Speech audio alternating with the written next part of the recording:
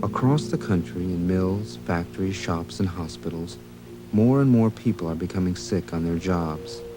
100,000 die each year, more deaths than any war in the nation's history. For years, coal miners took caged canaries into the mines to detect deadly carbon monoxide gas. By collapsing and sometimes dying, the canaries warned of a danger that otherwise would have crept up undetected. Today, workers themselves have become canaries, for other workers and for society as a whole. By falling sick and dying, they are warning that a major crisis has crept up on us, as stealthily as poison gas in a coal mine.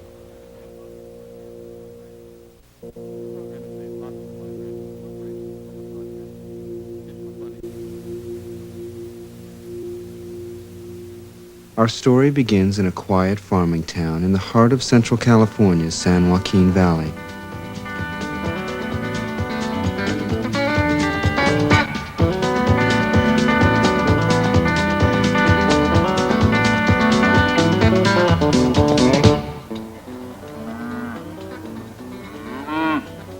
Lathrop, California.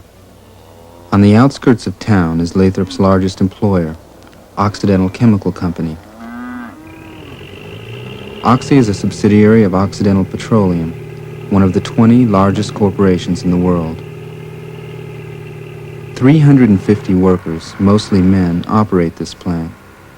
In an atmosphere thick with dust, gases, and liquid fumes, they blend hundreds of different chemicals into farm fertilizers. On the south side of the plant, barely visible from the road, is the Agricultural Chemicals Department. There, 26 men mix the 200 different pesticides marketed by Oxy.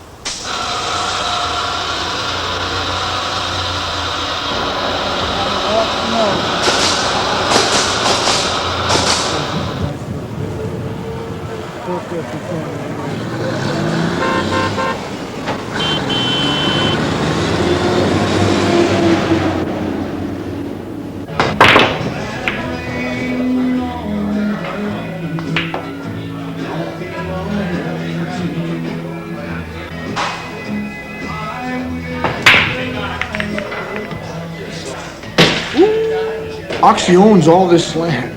There was a guy who used to have a pig farm right down here. The fumes would come over and would fly over and get in the water, and these pigs were drinking this water, and it was killing these pigs. So they bought him out. It was killing off this guy's alfalfa over here, so they bought him out. It was getting in Ralph's that owns this dairy right over here. They were noticing it in the milk, so they bought him out. How do they know what's going to go on inside of you when you have to breathe some of the fumes off of it or something like that? Like out in Ag Chem, you work in some of those poisons and things, and you go home. When you get home, you just feel nauseated. You wake up the next day with headaches or, just a slight case of poisoning. I don't seem to be able to smell as good as I used to be able to. It used to be that I'd be there at work and I'd take a week's vacation, and by that time my sense of smell would clear up and I'd be able to smell things again. Now it doesn't make any difference whether I take a week or 2 weeks off. I still can't smell anything. These spots are getting worse, and I sure hope they don't eventually cover the rest of my body, because it started off just little ones, and now it's getting further on down the line and starting to develop on my face now, other spots on my body. And I've really been concerned about it. I'm going to the doctor over it now, see what they can do for me, slow it down. Call this meeting to order. Purpose of this special meeting down here is to ratify contract proposals. Safety. There shall be established a joint labor management health and safety committee. The local union, the Oil, Chemical, and Atomic Workers, has been trying to get strict health and safety measures into their upcoming contract. Because of growing fears within the local, the union wants concrete information on the health effects of chemicals used at the plant. What does the dust do to you? Oh, it chokes you. You can't even breathe in it. It's phosphoric rock. Now, whether it has any harmful effects to the lungs, I don't know. Okay, we got a guy down there now. He was loading bolt for almost 2 years, and every night when he'd go home, he'd blow his nose, and he'd get a bloody nose every night. You can see stainless steel, that's pitted and corroded even. The rigs that we operate, we have to continually pull maintenance on them, so it's got to be doing something to your lungs, see. Just in the last year, I think there's been 5 heart attacks just in maintenance alone. Easy. I've only seen 2 people retire there in 2.5 years, and I've seen 5 or 6 die. We can't go to a doctor and get professional advice because they don't have it. They don't know it either. They don't want to waste their time. And who's gonna afford all these things? Doesn't the company have a doctor? Sure, yeah. Who's the company doctor for? The company quack. See, this is nothing never been discussed like this. You don't discuss this stuff like, with guys that you work with and all that, like we're doing now. Might be a good idea, just to have some kind of a meeting and, and trade, what's happening with you. Jack Hodges has mixed pesticides at Oxy for 11 years. He also serves as chief steward of the union local. We arranged to talk with him in his home. When we arrived, we found he had missed work that day because of a nosebleed he had been unable to stop. I'd probably feel a whole lot better if I could really prove to where it's coming from. Not worry about it. This hemorrhaging problem down there is always the possibility when you get it up around the turbulence area down there, you may not be able to stop it. Sure, it bothers you. Well, like I say, what are you going to do? It doesn't do any good to get up and run. You need a job. Well, the best thing you can do is struggle along with what you got and keep fighting them. We asked Occidental if we could interview a company representative. They agreed, but required us to submit our questions in advance. My name is James Lindley. I'm Vice President and Western Division Manager of Occidental Chemical Company. We feel that it's kind of a sales job. You've got to sell safety, if you will, to people. So they believe that it's good for them, it's good for the company, it's good for society. I think our manufacturing facilities are modern and safe. We try to know, before we manufacture any type of a chemical, we try to know what the literature says on it, what the potential hazards are, and we try to make our manufacturing process safe, if you will, so that we don't encounter any of those hazards.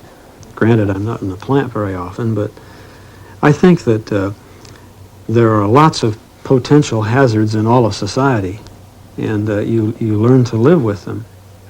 Well, they've taken Dillard off the market, cancer-producing. Aldrin was taken off the market, cancer-producing. Chloridane's been taken off the market. That's been cancer-producing. They've taken DDT off the market, which we handled a little bit of. And there's probably several others that they've taken off the market. And these are all chemicals that you've worked with? Yes, we work with all of them. I sat there and smelled them there for several years.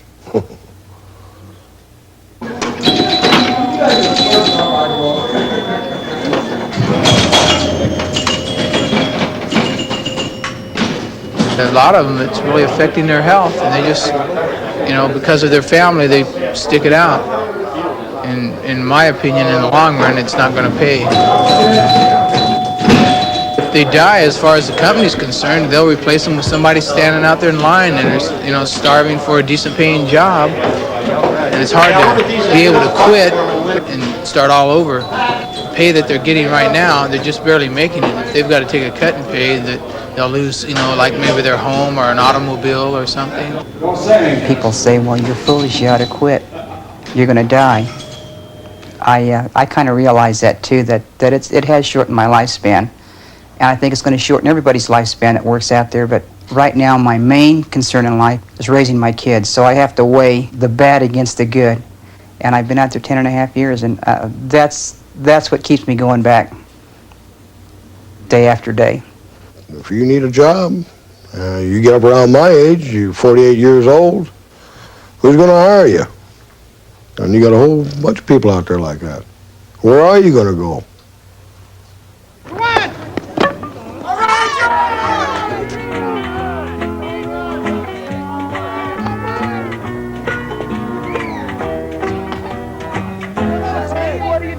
I came to cash my check and say hello to Mama.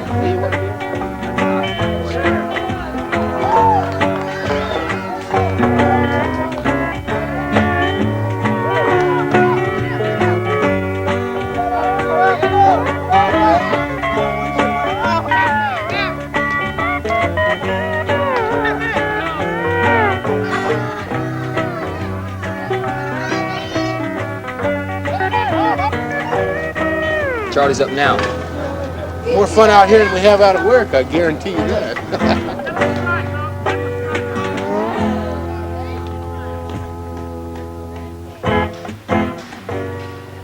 In their search for information, Jack Hodges and several other Oxy workers took time off to attend a conference on toxic substances co-sponsored by the union.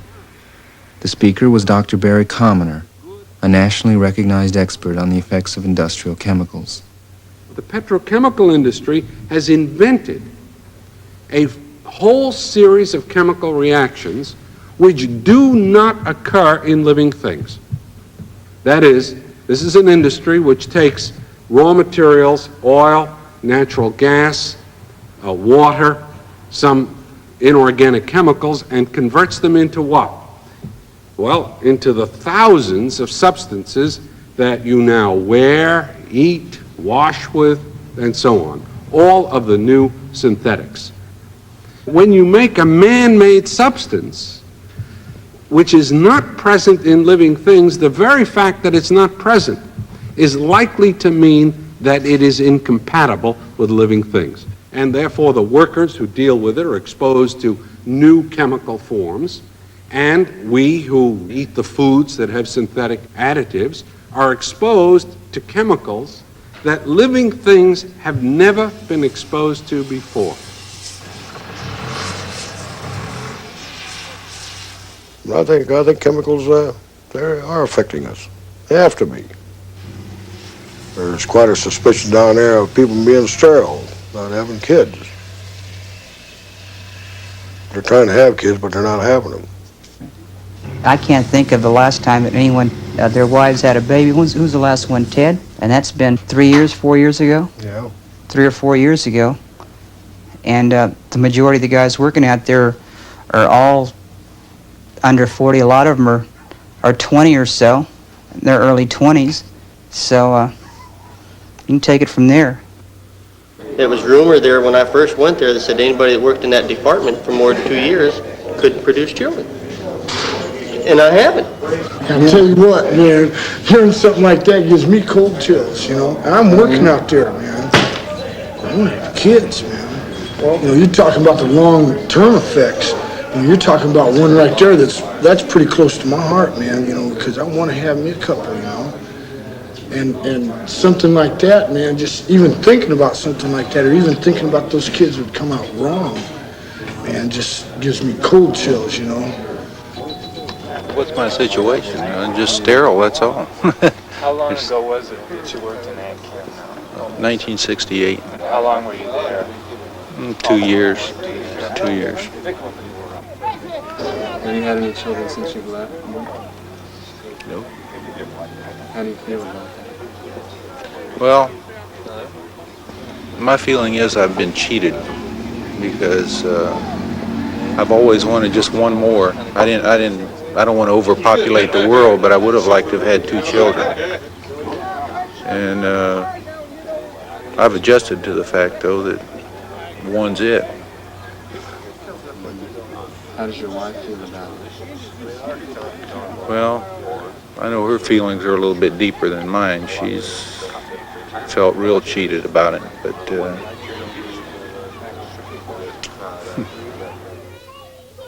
We've asked the company to take sperm counts on these people that work out there, but they haven't did it. This is part of the physical that we was trying to get through the Health and Safety Committee. Has the company admitted to the sterility problem? No, they, far as I know, they still say it's unrelated to the products or the area that we work in. Sterility. There were strong feelings, but no proof. Doctors were discouraging. There were too many chemicals at Oxy and too little research to sort out the possible effects. We needed concrete evidence to know if the workers were right. So we arranged for a sample group of 7 ag-chem workers to take sperm tests at a local laboratory. The results confirmed what Oxy workers had suspected all along. All 7 were sterile. By the next day, events were moving quickly. We released the test results to the union local, which in turn called in the Occupational Safety and Health Administration, known as OSHA. OSHA shut down the Ag Chem department, and within hours a flock of reporters had descended on Lathrop. This is Channel 7 News Scene. Now for News Scene, Van Amberg. Good evening. Here's what's happening. The San Joaquin Valley pesticide plant sterility scare discovered by News Scene is getting bigger and bigger tonight. And federal officials say the issue is too hot to sit on. They may call a national alert. And officials in Washington and elsewhere are just now coming to realize that this is not a local story anymore. It is a national story. This is the CBS Evening News with Roger Mudd substituting for Walter Cronkite. Sharon Lovejoy has visited the plant in Lathrop, California, where the problem arose. The first alarm was sounded this way by employees of Occidental Chemical. Workers in the agricultural chemical department there were hurriedly tested and retested. The results were shocking. 20 out of 50 in that department alone are sterile.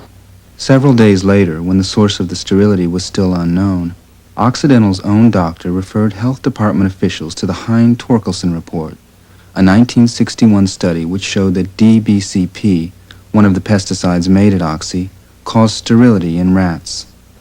The study, published and paid for jointly by Dow Chemical and Shell Chemical, had sat on a shelf for 16 years, its warnings unheeded. What was your initial feeling when you first found out that, in fact, these men were sterile? Shock.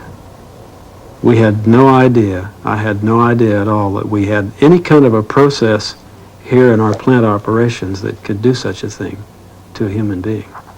But hadn't a study been done by Dow Chemical back in 1961 that indicated DBC did cause sterility in rats? Well, there was a study funded by Dow, the Torkelson study, Dr. Torkelson, and it did not show sterility in rats. What it showed was that with very high doses of DBCP, you could get testicular atrophy, if you will, the shriveling up of the testicles. I've talked to 2 scientists who are familiar with that work, and they both say, heck, we just didn't draw the conclusion that there'd be sterility from the fact that the testicles were shriveling up. The obvious question, which remains unanswered, is how many other warnings concerning other chemicals are also being ignored by the manufacturers. The following month, the Ag Chem department was reopened, while state and federal agencies launched a nationwide investigation of DBCP.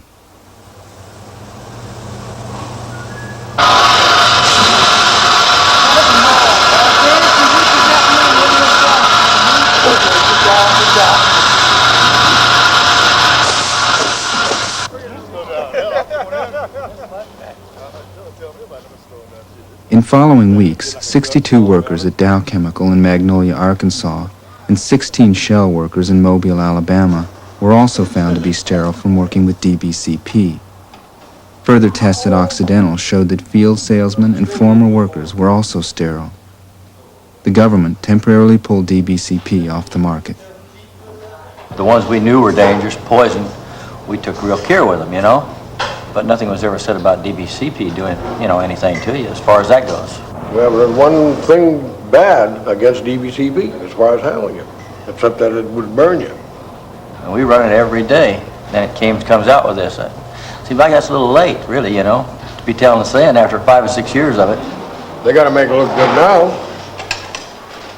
They don't have any choice now. But I don't think what this company does is the answer to our problems.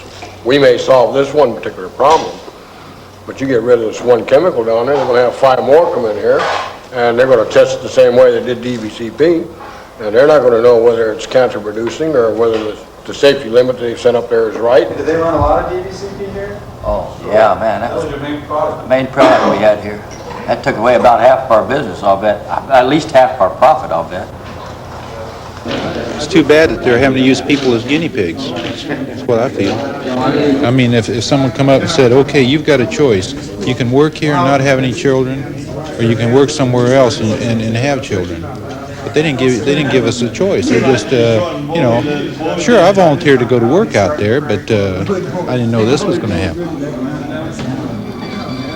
Experts say DBCP causes both sterility and cancer. Donald Vail, head of the California Occupational Safety and Health Program, says about 90 to 95% of workers exposed to the ingredient have been found to be sterile. He also said one worker tested at a Dow chemical plant in Arkansas developed testicular cancer and his testes were removed. The 4-day investigation in San Francisco is to find out why workers were not warned about the chemical. Mr. Lindley, and when did you first know about the Hine-Torkelson report? We did not, we had not received the Torkelson report from Dow or from Shell or from any source prior to July 1977. 10 years that you were manufacturing it for Dow, and they didn't give you any safety data sheet or health data sheet? I think that's correct. We're talking about a very basic piece of information, namely the Hine-Torkelson report. Mr. Lindley said he did not see that report until about July, and it concerns me from an OSHA point of view when there's this kind of breakdown in the transmission of such basic information. I'm certain that there will be much more attention given to that in the future, but you know, this is an evolving and a changing approach. Our effort has constantly been to maximize the getting health and environmental kind of information to all kinds of people. We don't consider that a trade secret. Do you know whether that information went forward to formulators who were buying your product? I can't tell you. I do not know that. How about to people purchasing it on the market or applying it in fields? Oh, I can't answer that either. I don't know that. It seems rather remarkable that an organization such as Dow would not have someone who would be able to pinpoint this information.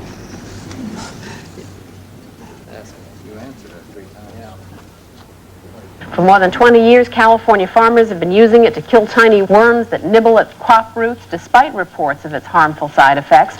Now the government reports that traces of the chemical are showing up in practically every crop coming out of California's valley. Fruit and vegetable growers quickly began a campaign to get DBCP back on the market. Without it, they warned that food prices would take a sharp rise. Meanwhile, chemical companies began experimenting with substitutes. In response, officials from the California Occupational Safety and Health Administration held a press conference at Oxy to discuss the problems they faced in protecting workers.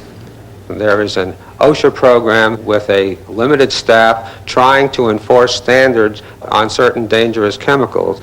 There are some 500 chemicals currently listed in California standards out of probably over 250,000 chemicals currently in use in the United States. It's going to take a lot of work to determine, what chemicals fall underneath the standards. What about the ones that have not been tested, about which we know nothing? What is the department's position on those? I'm not clear about that, and I might want to defer to Bill Steffen. Yeah, the ones that have standards are the ones where we have problems, and that's why they have standards for the 500. They're commonly used. DBCP, there's no standard, and there's a problem, it seems. There will be a standard because we found a problem, and that's the way it's been working. And this is how it goes, human research. It's not, as a matter of fact, I don't think most of it's done in the laboratories. It's done on humans. They have so many people down there die from certain things down there, and they finally investigate it and find out that's what they died from. There are 30,000 pesticides in use in this country. These pesticides are regulated by a series of governmental agencies which are supposed to protect workers, consumers, and the environment. But none of these agencies have the budget to test the 250,000 industrial and agricultural chemicals used in American industry. Instead, research is done by the same companies who stand to profit from the chemicals they're testing. Once a safety standard has been set, there's no guarantee it can be enforced. Corporations now have the legal right to refuse an OSHA inspection without a court-approved search warrant. I'm not a medical doctor. But why are they having so many cancer cases there? Esther Kreitzer's husband, John, was a supervisor at Oxy for 15 years. He was one of several at the plant who recently died of cancer. I don't know whether he complained, would say anything, whether it was chemicals or not, but personally, I feel that the chemicals had a lot to do. He was a man that never complained. Got to the point that I couldn't get him in a walker even anymore. He got so weak, you know. And the pain was so strong that he'd call during day and night, you know, for pain pills. My hardship is the loneliness. I'll never live it down. This is... Now,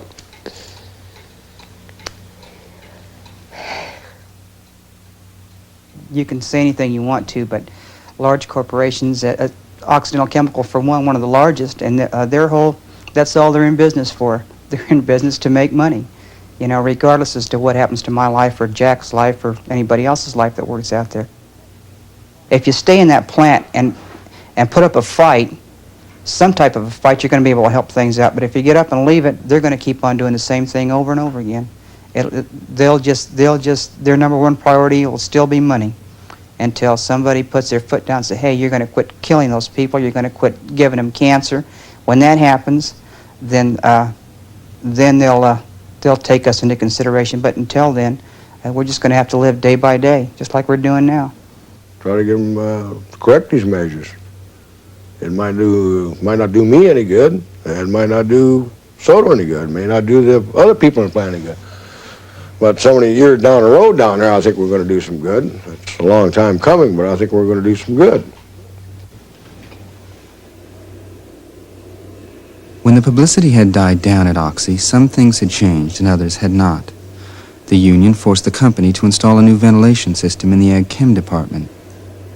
Jack Hodges has since been hospitalized 3 times with internal bleeding and was moved out of the chemicals into a maintenance job. For most of the workers, the long-term effects on their health are still unknown. Last October 29th, after DBCP was found in well water throughout California, the EPA issued a nationwide ban on the chemical. Companies in California still manufacture DBCP, but for export to other countries.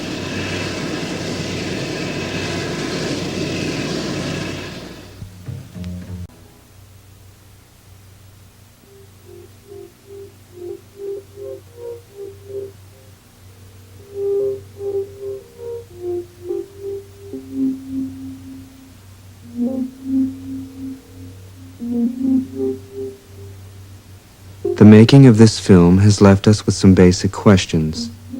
Are health hazards in the workplace inevitable in industrial society? Or are they a result of decisions made for economic gain? Can the problem be solved by better laws and stricter government regulation? Or will it require more fundamental changes? Must we allow profits to take priority over human health and welfare?